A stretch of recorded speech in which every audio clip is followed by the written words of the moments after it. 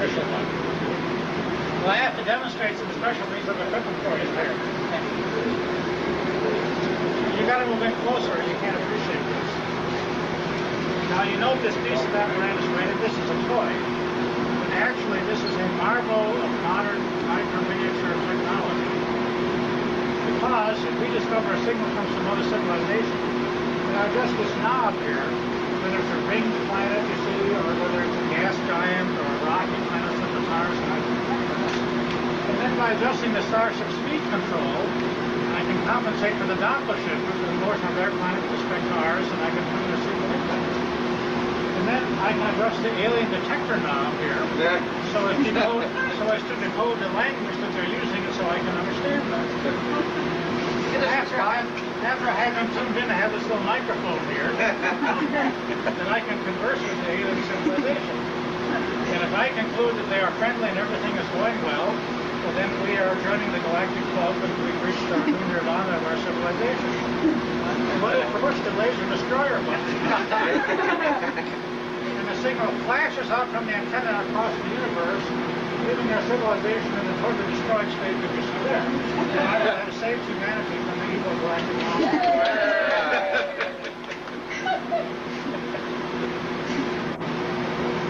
Start sending rather than receiving. Nobody on Earth is doing that now, and it was only actually done once in a half-serious way at their steamboat when they were dedicating a new surface on the telescope or something. They aimed at something that wasn't particularly exciting.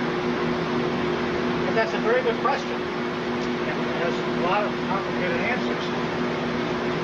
First of all, suppose I decide I want to transmit to some other civilization. Well, to run a transmitter, you have to have a license from the Federal Communications Commission. And I conducted an experiment at one time. I wrote to the Federal Communications Commission and said, I want to get a license to send radio signals to other civilizations.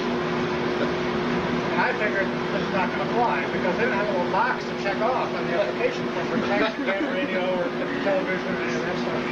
Actually, they wrote me back a nice letter, and they said this belongs in the experimental radio service. And they were willing to grant me a license and call letters to develop technology for transmitting to other civilizations.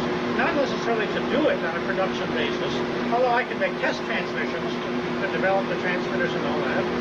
So I thought that was pretty good, and that answered my question, because the issue was never raised, who am I to speak for Earth to other civilizations? And this is just an example that our collective psyche is not yet there, that we can't globally comprehend the meaning of transmitting to another civilization. So we're not ready to do that yet. We may not want to. Well, there are other people, some prominent people who have said we should never transmit because it's like shouting in the jungle. You give yourself away. The evil galactic monsters will come here and enslave us. Or they'll eat our children, or I don't know, whatever it is that they want to do. This is the video